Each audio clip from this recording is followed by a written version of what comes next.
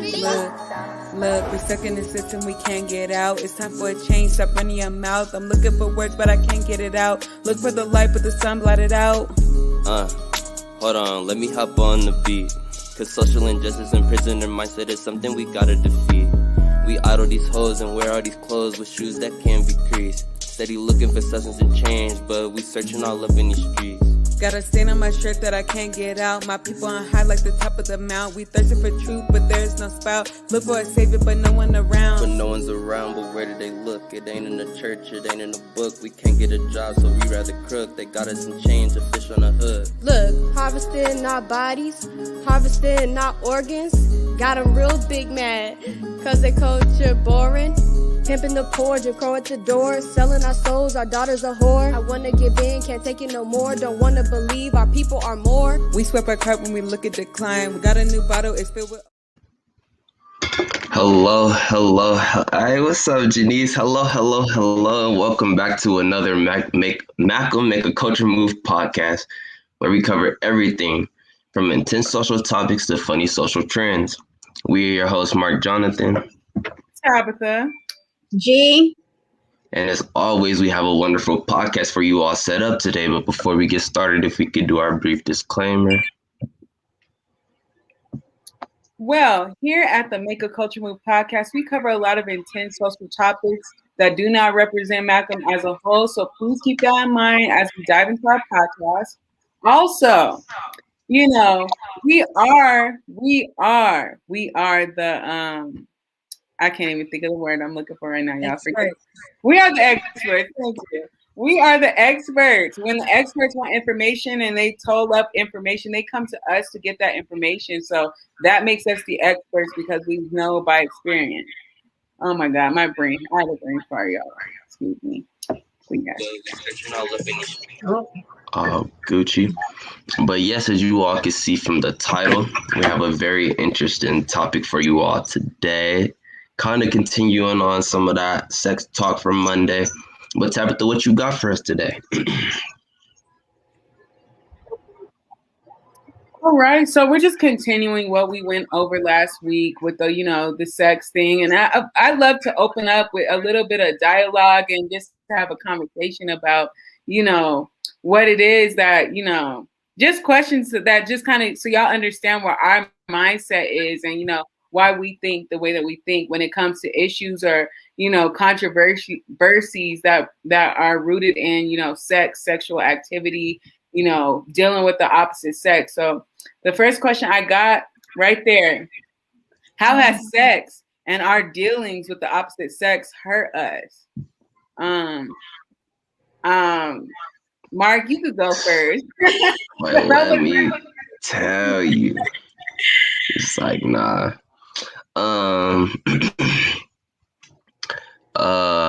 Okay, so how has sex and our dealings with the opposite sex hurt us? So me personally, I'm definitely someone that in the past wanted to get married, but through my dealings with the opposite sex, it's become more and more slim. You feel me? I won't put that all on the opposite sex, but saying that it was my fault just don't even sound right. So. Saying it's your fault. Okay. Where's the accountability, Mark? Listen, if there was something to be accountable for, I would. Y'all know me. Understood. Chad, you want to I'm gonna be last. I'm gonna be patient. I'm gonna tackle this in kind of different way.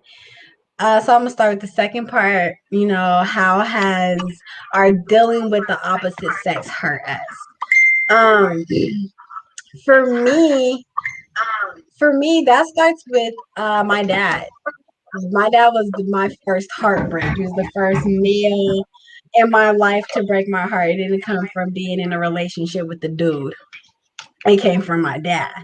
So that's the opposite sex. I was the daddy's girl, So it's like if my dad was walking into a burning bush, I'm walking right behind him. and that changed at a very early age for me. So that's how dealing with the opposite sex has hurt us. So I took the love that I was looking for my dad and the hurt that he caused me, and the hurt that he caused my mom. I took it and I flipped it, and I inflicted that hurt onto dudes. So I tend to hurt before I get hurt. Which is not to say I've been hurt, you feel me? I've been hurt before. There's been a couple dudes who, you feel me, they got lucky. They got lucky because I don't hurt easy. You feel me, they got me. You feel me? I got slacking, and there's a couple who definitely plunged in the heart, but it didn't start in relationships. It started with the neglect and abandonment from my father.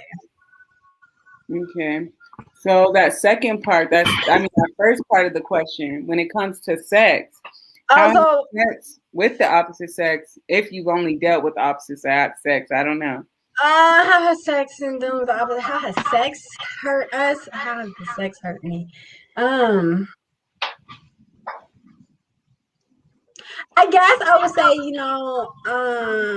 don't know. I don't know. I would say maybe those soul ties, but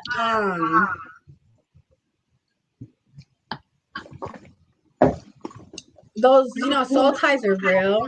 You really do, when you have sex with somebody, sexual intercourse with somebody, soul ties are real. Your soul is becoming connected with one person. So I think I can't really say I've been hurt though by sex. I can say that I don't know. I mean, I have had dudes tell me that I've hurt, but I get over it. I move on easily. I'm quick to say deuces. I'm gone, and I won't go back. I'm a firm believer in once a bridge is burned, you can't recreate its ashes. So I'd be quick to be like, all right, deuces, I'm cool on you, and I'm yeah. So I don't know how sex itself, like the physical intercourse, I can't say that it's really hurt. So I'll say this. For me personally, I can only speak on myself because I don't really know how it's hurt everybody, but I could speak on how it has hurt me. And I'm gonna put this out there. Sexual dealings and stuff like that with the opposite sex, it's not always something that you willingly are a participant of. A lot of kids, Shalom, Hezekiah. But a lot of times it's not something that you willingly are a participant of. For me, my first sexual encounter was not with somebody who I was just like, oh, this is something that I'm feeling, I'm burning right now, and I just want to, wham, bam, thank you, ma'am, whatever. So just right off the bat, being dealt with in my ignorance as a child from a man, it definitely shifted the way that I see sex and the way that I operated within sex because, one, it made me very ashamed of anything that had to do with sex because I'm just like, one, I do not want to deal with this. And two, sex was that was the lifestyle everybody lived in around me. Again, y'all got to remember, my mom, she was in that business. My uncle was in that business. My aunts were in that business. So, when you're in a family where people are selling sex, it's something that is kind of like, oh, everybody's doing this. You can monopolize off of this. It is what it is what it is type of mentality. So I don't know, y'all. I don't know. I feel you on that. I would say because there's a lot of things that I have suppressed and into a dark memory to that's what depression and shit does to you. Makes you suppress things into a different area. Because I've never been raped, but I have been molested. I've been molested. That's my first sexual experience, the molestation piece. See, and that will shape your way of how you view sex. Because my first sexual experience, I was a willing participant. I was a willing participant. It was full consent. It was with who I wanted it to be with. I have no regrets about it. The only thing is that I do wish I would have waited, because I was young. So I do wish, I would have waited. But other than that, it wasn't forced. Um, I was a willing participant. It was full consent on both ends. And so, but I do know a lot of women who they're not willing participants, or it was not consent, or and that will shape the way you view sex. Definitely. And that's why, like, this second point, and really this whole thing is gonna just really be a conversation that I want to have regarding this topic and these issues. Is like, is sex natural? Is it toxic culture? Because a lot of times, our little girls are over sexualized. They're taught that, if you watch a lot of these cartoons and stuff, they're very suggestive. You know what I'm saying? It's all subliminal, saying like, it's okay to do this, but it's not okay to do this. I just, yeah. So it kind of brings up my next question, which is age just a number? Hell Because I know no. we've all heard that song by Pretty Ricky probably back in the day. By Aaliyah. The number. Yeah. No, age is not just a number. It's a line. It's a ground point. There's definitely a line that can be crossed when it comes to age. And that line is, what's the word I'm looking for? Underage. That is underage, that dependency age. That dependency age, I would say, because we've all heard the saying, you bleed, you breed. But that's, have you ever heard that, Tap? I haven't. No. But I know people that have that. I don't know them personally, but I know groups of people that have that mentality of, Yeah, and it's real, and that's not really the case. A lot of your menstrual cycle for women, it starts between ages, it's getting earlier, I feel like, but it's like, 12. 12 years old. yeah, you feel me? It starts as early as like fifth grade, right? Some girls get as early as fourth grade. And so that you bleed, you breed mentality is that it's okay for well, how old are you in the fourth grade? 9? Like 9. 12. Oh, I don't know. No, like 9, because 9. 12 you're in the middle school. So like in the fourth grade you're like 9, right? So that you bleed, you breed mentality is saying it's okay for a 9-year-old to have sex and breed babies. Well, that's not the case. It's an age mentality that has to go along with the sex. It has, and that consent age should be that people need to respect is, I don't know. It's because if you're 16, you shouldn't be having sex with somebody who's 25. Like Absolutely. like. But after you hit that graduating high school point, it's society's viewpoint that you're grown. So then it's like, now it's up to you. And how do you want to go out? But it's, you hear women say it's dangerous messing with an older man because they're older. Their mentality is stronger and they're more controlling and manipulative.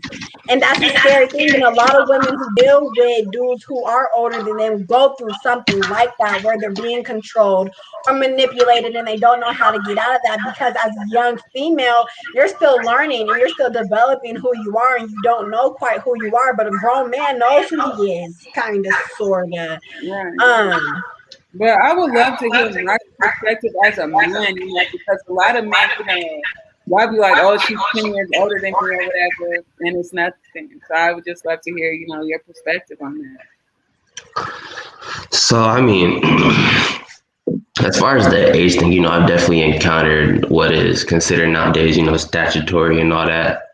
And at the time, I definitely didn't view it as rape because I was a willing participant.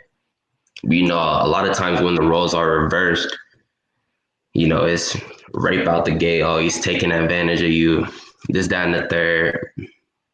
So I definitely think the whole age is along with what G was saying. You feel me? It's like a line. You feel me? When you're considered able to have sex and all that, but I wouldn't even say like 16-year-olds should be in intercourse. You feel me? Like I feel like when you feel like you're able to deal with the consequences of having sex, which is like kids, anything like that, then that's when you're able to do your thing or whatever.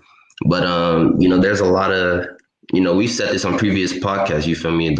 Specifically speaking to girls dating older guys. If the father was in the home to put them on game, then a lot of that wouldn't happen. You feel me? When you allow someone else to put you on game that don't have your best interest at heart, that's when that manipulation comes into play. I mean, and yes, like Hezekiah saying, sex is indeed an adult activity. Oh, my bad, type. But speaking from more the man perspective, it's kind of like I said earlier. You feel me? Age is definitely not just a number. If somebody's way older than you, then you need to leave that person alone. Same if they're way younger, you just nasty. Especially like I was like 18, I wouldn't even date like 16-year-olds. Like, nah, you gotta be 17, about to turn 18. Or like even now that I'm about to turn 21, like just because she's 18 and legal don't mean I'm a dater. But that's just me. Like, I'm going to address the question, is age just a number? I don't think so.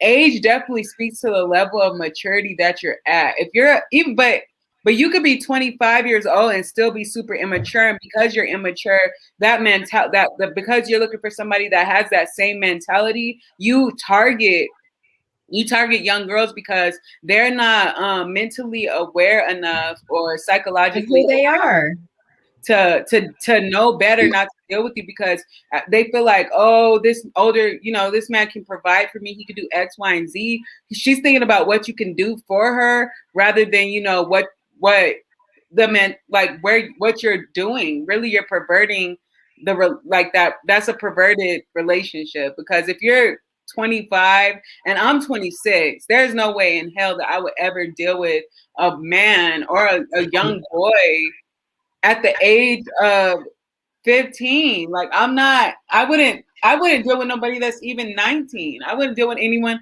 that's 20. You have to be a little bit older, because there's things that you could teach me, to do. Even 16-year-olds are like, oh, well, this 25-year-old could teach me, how to do X, Y, and Z. But come on, man, you need to be looking for I don't know, y'all. I don't know.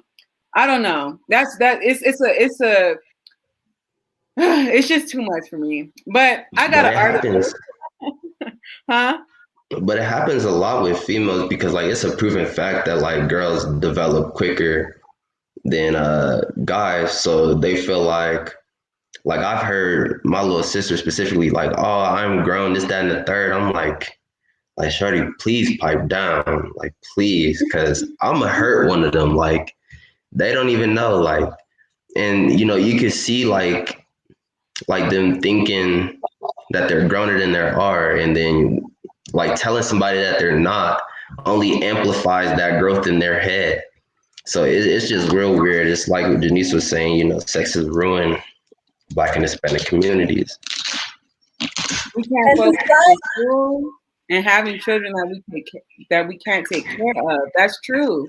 We talk about the destruction of the Black and brown households a lot on this podcast, and about how single parent households plague our communities, you know what I'm saying? And how it's destructive to the kids because they don't have both parents to really know what they need to do, that example that needs to be set for them isn't, present. So they lean on their own understanding and they just kind of do what feels good in that moment instead of thinking about the reparations of what's going to happen later down the line. And yeah, Hezekiah said he was 22 with the 35-year-old. Woo, that's more than 10 years. Look, yeah, and that didn't work out well. Right. It's like it's that consequence that comes with it of the having a child behind it, because children are a blessing. Children are absolutely a blessing. It's just that you look at so many people who have their kids young, like being 16 and pregnant used to be a shameful thing and now it's glorified. It's like, oh, we all pregnant now. It's like, no, it's like you haven't even figured out who you are. You're still a child and you're going to have a child. How are you a kid about to have a kid? And you like, it's crazy. And you see it more often than not. You see more females having kids between the ages of 15 and 21 than you do seeing women have kids between the ages of 27 and 35. Yeah. You have more teen moms than you have adult moms. Like, and then the adult moms are being frowned upon because it's like, oh, you're old, you're having your kid. When it's like, no, I have my life figured out. Now I'm ready for a kid. Now I'm ready for a kid. I have my life figured out. My job is secure. My finances are income is secure. I'm stable. Now I'm ready for a kid, rather than being 17 and still being at home with your parents, not really having a job. You're still in high school. You don't know who you are. You're trying to figure it out. You and your baby daddy probably ain't gonna work out, and it causes generational curses and destruction within the Black community, and it's becoming so repetitive. I'm just gonna say this. I had to write down the word fetishize. I can't say it. They can't fetishize. Yeah, so basically that's what they do, right? Because older men, like because even y'all, porn is a real thing and it's a real addiction to some people that are out there. And y'all, I'm telling you, they like the whole gift thing and the MILF thing and I don't even know, when there's like an older man with a really young girl, like some people fetishize that relationship. So in that sense, like, because it's become fetishized, a lot of times people seek to do, something different. And a lot of times what's different is dealing with somebody that's way, way younger than you. You know what I'm saying? And sex is definitely a marital thing. It's a marital thing because then when you're married and you're having sex, as we know, Hebrews 13:4, marriage is honorable on the bed undefiled, but whoremongers and adulterers God will judge. When you have sex and you're married, you don't have to worry about, AIDS.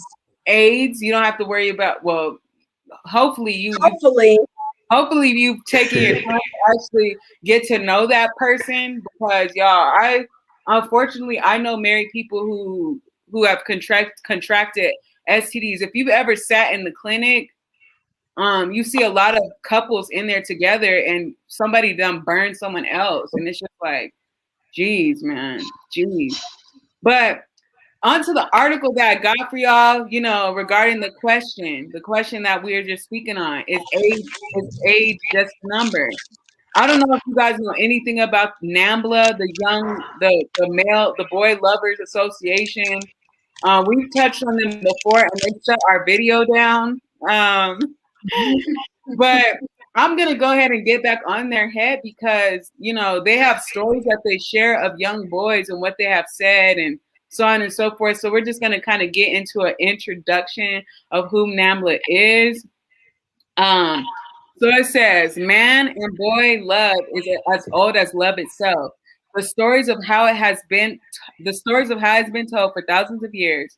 Through these stories, we can gain insights into the natural of man and boy relationships in various manifestations of social settings. Fiction, nonfiction, fictionized accounts based on true stories all impact truths that are elated and suppressed in popular media. The stories linked below include all three of these forms and represent a minuscule sampling of the stories of NAMBLA has published over the years. So that's just kind of this story I'm gonna get into, y'all. I'm just gonna go ahead and tell you. I kind of threw up in my mouth a little bit because this is like a predatory situation that's preying on, like, the insecurities of young people. Because I know when I was like 15, 16, I was super insecure because I got my girl parts very later in life, and like I felt very insecure about it because one, either other girls were already developed, and me, I'm developing into a body that I haven't, had time to fully recognize or understand. So that's just me, but yes. So I'm just gonna start down here. This is about a little boy, and he says, then one day when I was riding my skateboard at a local skate park, I noticed a man about 30ish staring at me. At the time, I had no idea that man and boy love. I didn't know what man and boy love was. However, I knew what faggots were. On the streets, me and my friends used to tease and harass them. I assumed he was one. This particular day, it was hot. And I was thirsty. There was a water fountain about maybe 10 feet from where this man was sitting. I was thirsty and decided to take the chance. I skated over to the fountain only to find out that it was broken. I looked back only to find the man standing in back of me. Thirsty, are you? He said. I looked up at him and said in a high tone, "What's it to you?" "I mean no harm," he replied. "Just offering to buy you a soda." See, that's that predator stuff. He said he had two children about my age at home. He told me he knew what it was like to be thirsty. That's Why it. do you have to have kids to know what it's like to be thirsty? Exactly. I Man. I immediately built up confidence with him. We went to a local store for a soda. He asked me to sit and talk with him for a while. To pass the time, I did. I sat with him for convers I sat for him for about 2 hours. Those 2 hours changed my life in a very positive way. The conversation we had made me feel like someone again. That is where this story really begins. We discussed many things, mainly about myself. I told him what had happened to me, and that I felt rejected and unloved by everyone. He understood my feelings. Just talking made me feel better, like I was something I hadn't felt since my mom died. That's Okay. predatory too. Like predators will get you to just sit and talk about yourself because they're trying to get to learn and know more about you to make you a more vulnerable victim. Right. So I'm just going to kind of skip ahead. He explained in detail the reproductive process, also the sexual behaviors of a variety of people, including man and boy love. At first, it was a little scary. I kind of put two and two together and asked him if I was there for that reason. He replied calmly, "Only if you want it." See, oh my God. The conversation was dropped at that point. It was to give me a lot of think it was to give me a lot of thinking to do. I went home that night and started writing my very first journals. This man had given me so much in the year or so since I'd known him, and I had given him so little. It was time to repay what I called debt. Hell nah. Is this an episode of Law and Order? Like, what am I listening to? This is, man, Ain't no way. That's not what I call a man, date. That's not what I call a date at all. Not that type of date. No, no, no. Yeah, and man. like he was being sexually suggestive to the kid. Like Yeah. as you see, he did that predator thing where he builds up your trust to where you feel like you can trust him, you know, Mm-hmm. and you have all this confidence that he's not gonna do you wrong or do you dirty, and so on and so forth. And then you turn around after gaining the trust of him, his father, and you know that his mom's dead. So there's like some emotional brokenness, you go behind the scenes and make all these sexual suggestions, and then by the end of the whole ordeal, you're having sex with a 15-year-old boy, and you're a grown man, 30 years old, and you claim that you have kids of your own who you know what it's like to be thirsty. I don't think he's talking about the type of thirst that, Man, what I'm saying. If he's thirsty, get him a bottle of water, but you're gonna get him some soda because kids, once you give them sugar, it's just, bruh, like it's listen, bruh. from the whole start, first off, he just sitting on a bench staring at little boys. Like from the start, it was all wrong. Like I ain't even gonna lie. Like if I went to that water fountain and then I look up and you right behind me after I just 3 seconds seen you sitting on the bench, like, but Exactly. you about to get the entirely wrong response from me. Like I ain't about to ask nothing I'm about not what you asking doing. nothing. I'm not saying nothing. I'm gonna hit Like and run. nah. Hit and run. Like on me, his nuts is gonna be in his stomach. Something. Ain't no way, dude. Like I could, man, just disgusting. Just Yeah, disgusting. it's weird. It's weird. G. Oh my goodness. It is. It's weird, and it's No way, bro. nah. You gotta. That's why it's important for Black parents to teach their kids about stuff like this and to do the research and learn about it themselves, because this shit is real. This shit is real. My granny always was saying, if somebody thought about it enough to make a movie or a TV show about it, they thought about to do it in real life. So it's like people are not just having these ideas to make movies and TV shows to entertain people, but shit like this really happens in the real world. That's why I watch crime Mm-hmm. shows. I watch crime Mm-hmm. shows.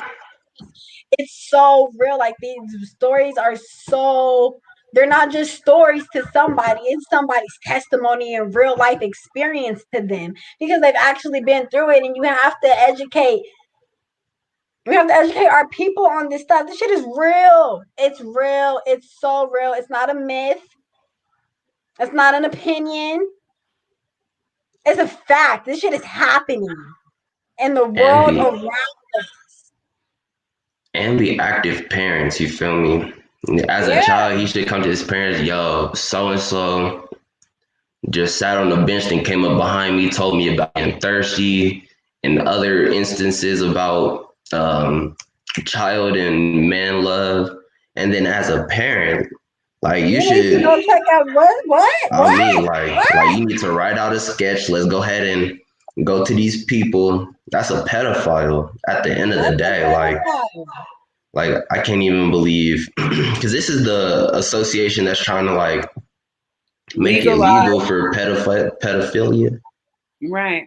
Nah, that's horrible. And See, no, and That's then horrible. he said his mom had died, so it's like, Oh one, where's shit. the father in the situation? Where's and your dad?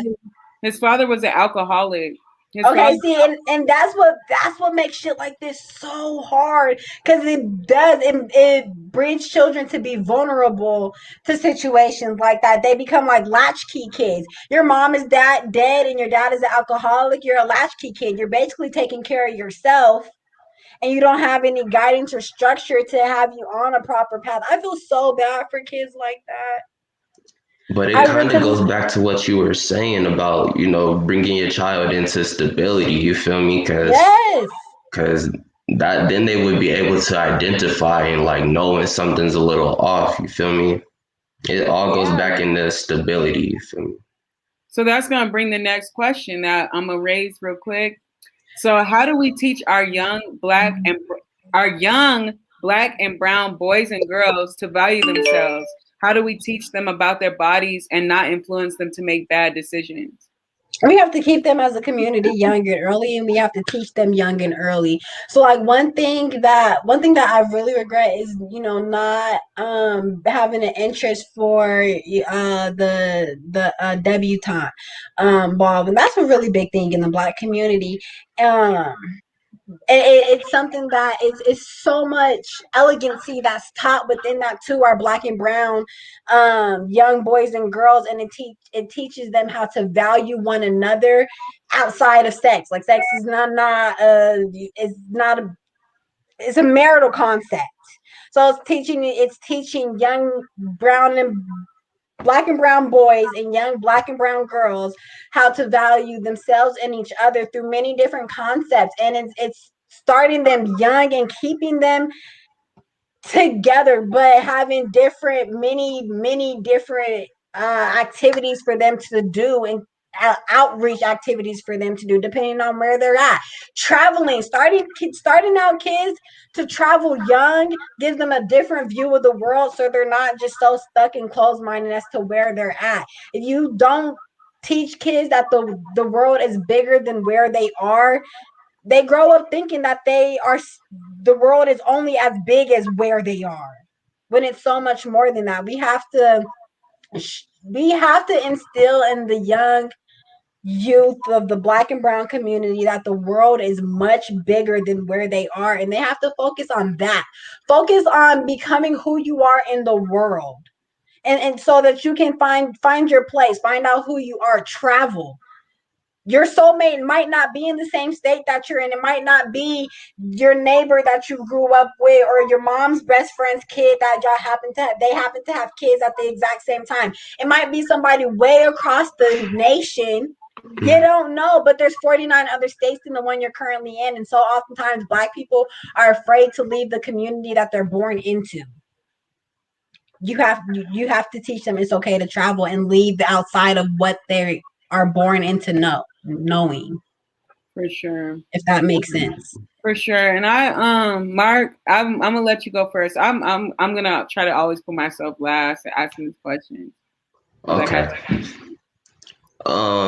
Just to add on, when you keep them confined, they could grow up thinking like, oh, I can only do this, that, and the third, or they can go find what is outside because they know better. It can happen both of those ways. But just to add on, you feel me? I'd even go as far as to say like, don't spare no detail when you're letting them know these things, because like a lot of people think, hiding them from it is gonna keep them from it. But often it happens in reverse, you feel me? Like I'll just come, like I'm a pastor's kid. Like since I came out the womb, I was in the church. Like whether it was Mount Olive in Florida or Cleveland Memorial in Denver, like I'm a pastor's kid. And though my dad, made sure I knew about, sex, the birds and the bees per se, even though I never really had that specific talk. Like it was still a lot in this world that, I just gravitated towards, because like there's an expression like, doing the bad thing is so easy. You feel me? And like learning about that stuff is easy to ask for forgiveness and permission. Man, trying to tell you. But I just say in order to protect the kids, I definitely think, teaching them young and then not sparing any detail, you feel me, it will go a long way. And then again, like we've said, stability in the household, teach them, all like, you see your father, like I see my father, I know how a man is supposed to act. You feel me? And I'm stepping in that now. I might have strayed away from it a little while I was younger, but now that I'm in the position to, really be a man in my community, like I have the perfect example, and that starts in the household. For sure. And just to kind of re-ask the question so that I can answer it, how do you teach our young black and brown boys and girls to value themselves? So just kind of dealing with that, I think, having a purpose is so important. Having a purpose is so important. If you don't have a purpose, then you're out here moving any kind of way. You're doing whatever, having an identity, a sense of self, you know what I'm saying? Knowing what you were put here. Because I think that a lot of us, we think about like, what's my purpose? What was I born to do? What am I good at? You know what I'm saying? Stuff like that. We think about those things. And so really, like, one, I need to know my child. Like, what type of spirit, what type of person am I truly dealing with? You know what I'm saying? And after Right. getting to know my kid, it's kind of like, okay, so this is your purpose. This is what you were born to do. This is what you're meant to do.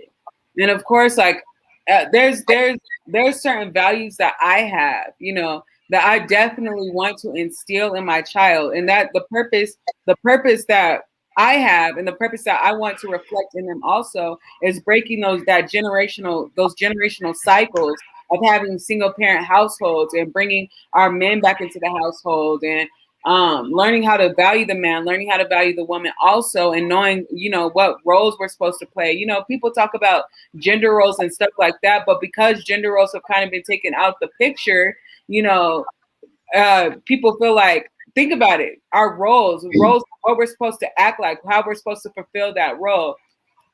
We have men trying to be with little boys. If that's not somebody fulfilling their gender role and what they were created to do, then I don't know what else is. You know what I'm saying? It kind of deviates from the idea of, okay, a man is supposed to be a protector, a provider, a husband, a hedge of protection for his children and his family. But now you have a man trying to be in a relationship with a little boy. And yes, he's probably trying to be a father to that little boy, but definitely trying to fetishize that relationship and sexualize it and Romanticize it. make it nasty, as just nasty, Yeah, y'all. he trying to be daddy, not a father. Yeah, Right. he trying to be daddy. Okay. Mm, But that was funny, Mark. Okay, but how do we teach them about their bodies and not influence them to make bad decisions? Oh my gosh, that is a good question, because my mom definitely taught me about my body, but she did not teach me how to make good decisions. And that's the thing. We need to have examples for ourselves. In order to do better, we got to see better. Why is it that I'm going to get advice from you about sex, but you've made all these bad decisions regarding sex, but you're telling me about it? That's definitely being a hypocrite. And it's always super hard to take heed to what a hypocrite says, because while you're saying it, you are not doing it. That's why parents say, do as I say and not as I do. A lot of us are struggling because that's the example and that's the structure that parents have set up for us, to do as they say and not as they do. But we learn from examples. You know what I'm saying? If you in school, even you're trying to learn a math thing, if your teacher just read this is how you do it and didn't show you any examples, you would be super lost. You would be like, what is going, like a variable x and y and negative b plus and minus the square the root of square b B minus squared and b all over 2a. What is this? What Over is the it? reciprocal, calculate the derivative, the how Right. nine. see, If I no had one, a good example from my mom. Okay, my parents were married. Okay, my parents were together from the time they were 12 and 13 years old, got married. Mhm. I was 4 or 5. Um, I had a great example from my mom about, what marriage should look like, stability should look like, being committed to one person should look like. My mom was that perfect role model. I did not have that role model from my father. It was very one-sided. So I'm learning two different things from a two-parent household. It ended up being, I had both my parents in the home, but my mom was a single mother. She was doing everything on her own. So I didn't, it, so it's, that's why it's imperative, that it's more than just about having both parents in the home, but what are the examples of those parents in exactly. the home, right? My mom was that example. She was that perfect example of what it should look like for, she expected my dad to lead, and that's why we failed so many times in often areas, because my mom was looking to my dad to be a man and lead, and he was not that man, right? So she had to pick up all of the slack, which caused her to be a single parent. Me and my older brother say all the time, my mom was my mom and my dad, even though my dad was still in the home. That's I funny. love my dad. Don't get me wrong. He's a piece of shit and he's weird. But that's who he is, and I'm trying to learn to accept him for who he is. He's really an embarrassment. But that's him. And until he realizes that he has to change, I just gotta accept him for the piece of shit that he is.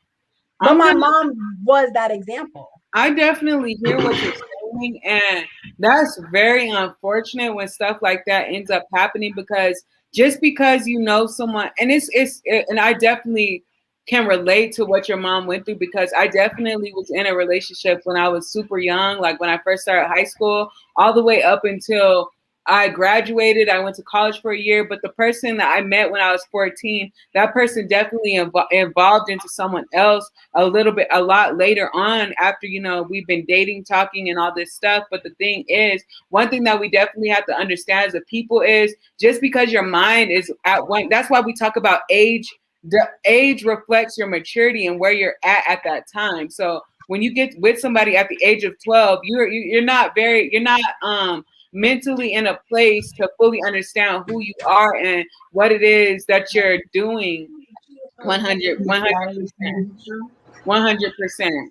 So you're like that's like I would never expect for somebody to know to be 100% established in who they are and to be able to know how to properly function in a relationship at a young age like that, especially with the experience I have with thinking that my boyfriend that I was the first person I was ever with ever talked to any of that to be the man that I needed him to be when he didn't even have a father in the household, so he didn't really know what a father is, like what a man, how a man is, and how a man is supposed to operate. So I think that you know, I think that that's one of those situations where you just kind of have to like you cannot. Number one, I'm always a big advocate for abstinence and not jumping into a relationship super early in your life because you're in your development, you're still developing and understanding the world around you. So how it's hard to develop and still try to meet certain expectations. You're gonna make mistakes. You're gonna fall, but at the end of the day, it's all about getting up. And you can't really expect somebody to be that person that's gonna pull you up and pick you up when they're still trying to figure their own situation out and their own identity out. It's crazy. That's Tito was saying that because like, um you got to know where people come from. You got to know where people come from as well. Like my mom came from stability. You feel me? Neither one of her parents raised her, but my great grandparents did. My great grandparents were stable. You know what I mean? They were very stable. So my mom came from stability. She knew who both of her parents were, but neither one of them. My mom's mom was 15 when she had her. And so, and my grandpa he was doing his thing. He was doing his thing, okay? So my great grandparents raised her, so she came from that stability. Whereas my dad, he came from stability, but he didn't know his father. And my granny's husband, my dad rejected for even though he was a part of my dad's life for almost the majority, my dad chose to reject him because he knew that's not who his dad was. So it's like you have to know people's backgrounds of where they come from, and is that somebody my mom and dad were not equally yoked. My mom came from stability and my dad didn't. That's not equally yoked. So it's like you have to know where people come from before you decide and choose on sticking with that person, right? It's important. That's why that abstinence is real, because you have to take the time, the time, and time is real. You feel me? Time, you got to take time to get to know somebody. And I personally believe before you should really even deeply involve yourself with somebody, you need to know their family. You need to know the secret cousin that they keep in the closet and don't bring out because they're crazy or a thief or whatever. You need to know who the grandparents and the crazy auntie and uncle. Like, you need to know that person's family. Do they come from stability? Did you come from stability? Did you both come from broken homes? Are you both trying to break cycles? Like, what's the background? And oftentimes people don't do that. To speak in your father's defense, right? And it's crazy that I'm about to. I'm not really defending him, and I'm not really defending him, but I hear everything that you're saying, because you got to be equally yoked with the person that you're gonna amalgamate with or come together with. You know what I'm saying? So Hmm. what I'm gonna say in his defense, and not it's not really in his defense, but for men that also have that same background, that same story, is just because that's where you come from doesn't mean that sets the that overall determines or is the final say so of who you're gonna be. Because a lot of men, True.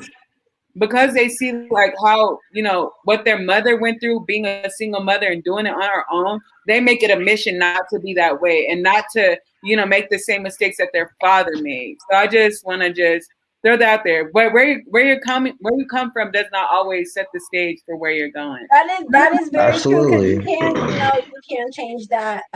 You can change that narrative. So that is true. It is hard to Yeah, stray from. I will it say that is. though. It's It hard is. to stray from, but and that's that cycle that we talk about so much and trying to break that And it's chain. the lifestyle, Mhm. it's the type of lifestyle that you live, because in my dad's defense, I will throw some stuff to his defense or whatever. Dude's been shot in the head, and all types of Mm. stuff has happened to him that my mom always says who he is now and who he has showed her that he is not who he was when they first met. And I'm like, that's understandable. Y'all were 12 and 13 years old And people when grow and and change. people grow and change, and that's why it's important when you want to be with somebody and you marry them, you have to already be pre-committed to marrying the change in them. Because if you want to be married to somebody for 25 plus years, they're not going to be the same person they were when y'all first got married. That's why the renewal of the vows is important when you get married. Y'all have both changed over time, but you're still going through things together. You still need to make that commitment. So we've changed. Now we've grown. Now let's commit to who we are today in our marriage.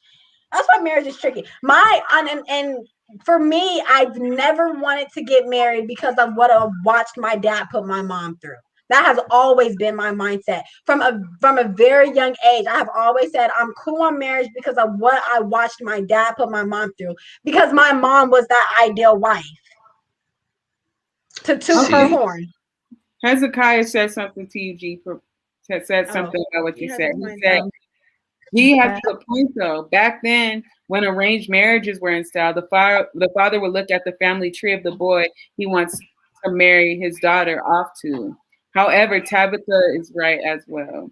Okay. It's true. just to add another aspect to that, you feel me? Me growing up with my parents being married now, I believe 27 years. Yeah, I'm bad with that. But that's part of the reason why I wanted to get married. But because this generation has gotten so toxic and used to being toxic, that's why it's getting slim. But just to add another aspect to the original question about how to protect our black and brown boys, is another thing is watching who they hang around. You feel me? Mm. Because even though my parents is married and I had that good example and good lessons, the crowd that I chose to have is a big factor in why I did some of the Yeah. stuff that I did.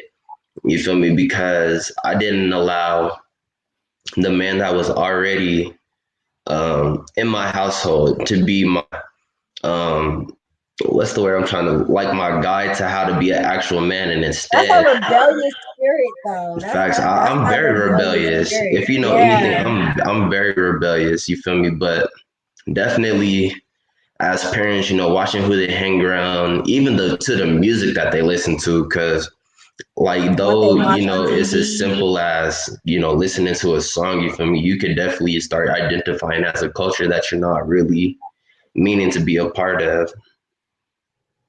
But yeah. Yeah. And to add to that real quick, but you kind of just lost me. I had it. I guess what I will say is this, right?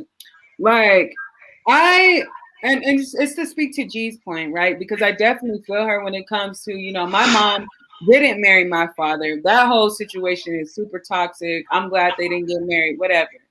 But she married my sister's father. And he like during the time that and it people change even within the marriage, you know what I'm saying? My dad, my stepdad, he ended up getting addicted to crack very, very, very bad. And Mm. so that as you can see, like that shifted the whole family dynamic. Well, just Mhm. because you're with someone doesn't mean that they won't change, but it's good to have a solid foundation and expectations of one another. I don't think my mom ever really fully held him accountable for the stuff that he was doing. Mm. And to have like for instance, for me, my foundation, the foundation that I want to for my marriage to be, standing on or anything like that is always going to be the Bible and what God says that a marriage should be like and what a man is. Like he defines in the Bible what a man is. If you're not a man according to thus saith the Lord, then I can't deal with you in that way because my expectations are let me move here and your expectations like down here. Like we're not equally yoked. I can't do it. And that kind of touches on what G said. It's really sad, and sex, it just kind of goes back to the point that was made of, and that's speaking to, how to manage, how do we teach our kids to value each other is valuing one another, loving the people that are around us as we love ourselves, loving our black and brown brothers and sisters like we love ourselves. And if we don't love ourselves, then how the hell are we going to love anybody else? And how the hell us not loving each other, how do we end that cycle of like just out here messing around and seeing the value in what's really going on in between us? That's not going to happen if we don't see that. So. I'm gonna add loving God as well, because some of y'all are heathens. Y'all know who I'm talking I'm to. gonna play devil's advocate. So, in these last 4 minutes that we have, listen, I'm gonna play devil's advocate just real quick. One of which I've grown out of this mindset, but I could talk about it because I've been through it and I've grown through it, right? So, it just Right. always occurred to me, like, my mom has always been faithful and loyal to my dad. And I've known this, I've watched it. It's a beautiful thing to watch him grow, and I admire my mom for it, but my dad was not the same way. And I watched my mom go through a lot of hurt. And so for me, it was like, why am I gonna be loyal and faithful to one dude? Like, what keeps me loyal and faithful to them? What makes me have to be such a rider for this one person? And if the sex is okay, what's keeping me? If the sex is just okay, what's keeping me?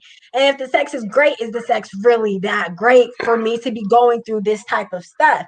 So my original mindset when first seeing life through the lens of sex was shop around. Because ain't no way I'm gonna be stuck with mediocre sex, but you're a piece of shit. Not gonna do it. Or ain't no way I'm gonna be stuck with, okay, sex is amazing, but you're a piece of shit. It's more to that. So that was my immediate mindset of looking through life through the lens of sex, because of how I seen it happen. So it's like I immediately thought, shop around, because what are you gonna end up with, and what are you gonna be willing to end up with? How are you gonna know if you don't shop around? Yeah. That's me playing devil's advocate. The quality of sex define the relationship, and that's a deep question. And it's another It question that did. another question that Tabitha made me think about was, and also I kind of, but what makes someone want to stick through marriage? What makes me want to stay in this with you? Because it can't just be sex, right? It can't. It It came. absolutely cannot. You can't just marry somebody based on the quality of the sex. So what other qualities do you have that's going to make me want to stick with you? To some people, does sex matter at all? I know some people who have been together for years and don't have sex. Sex don't keep people in relationships. At all. Because it do get boring and it do get old. Exactly. But it's like, if you can stick with it with that one person. I've heard old couples say, like old couples who are still madly in love. I've seen it, because when I was working at Jared the Gallery of Jewelry, they come in and it's the most beautiful thing, y'all. That's what I miss about that job. Old couples been together for years, and I would ask them, what keeps y'all so in love with each other? And they say they find new ways to consummate each other's passions. Well, what about this, right? And this will be my last point because I know I got 30 seconds. Okay, let me talk fast. So, uh, so the thing that I feel like is super important because when you get old, stuff stops working. Stuff stops going up and stuff starts going down real quick. So, finance, friendship, and love. Today, what people think that they have to be head over. Friendship is a that's exactly. Being able to have a conversation, being able to confide in one another, being able to confess your faults to that person, and that person still seeing the value in you is super important. So it boils down to what Janice pointed out, which is finances, friendship, and love. But what flaws am I supposed to love you through? Is finances first and foremost the thing that we should be most focused on? Not all the time, but you do want somebody that is stable because money is a defense.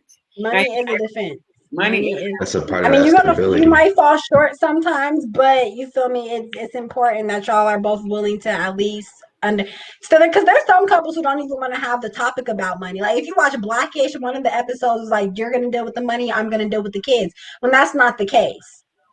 That's not the case. Man, we didn't have that talk. Trust me. And because for my mom, it was the kids, and we had to make my mom realize, why are you with him?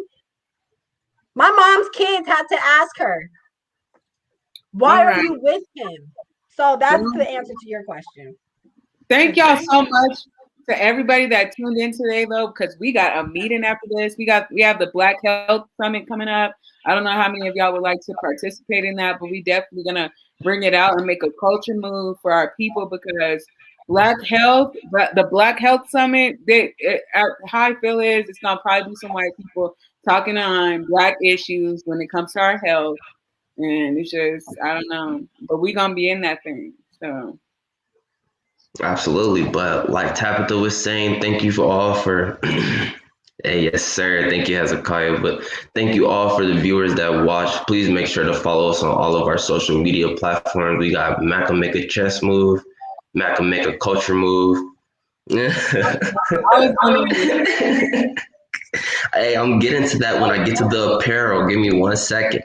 So yeah, Mac can make a chess move, Mac can make a culture move, virtual artist storytelling, pushing pawns. Instagram Macam303, Pinterest Macam303. Please make sure to subscribe to our YouTube at Make a Chess Move Macam. Listen, I was trying to show you when you log on to our Macam apparel, you can get 2 hats and then make yourself a cowboy hat, as I did here. Oh wait, which side is this one? Cowboy hat. Yes, sir. You feel me? If you want to bring it back to the other days. You feel me? But next time, y'all, follow us on our social media. Make a chess move, Macam, make a culture move, Macam. Our Facebook, Macam303. Check out our website, y'all. We really put in some hard work on that. Makeachessmove.org. Definitely make a donation if if you're so inclined. If you want to see us keep progressing and growing, and Instagram, Twitter, and of course we got that Pinterest. Macam303. So y'all have Till next time, y'all Macam out there.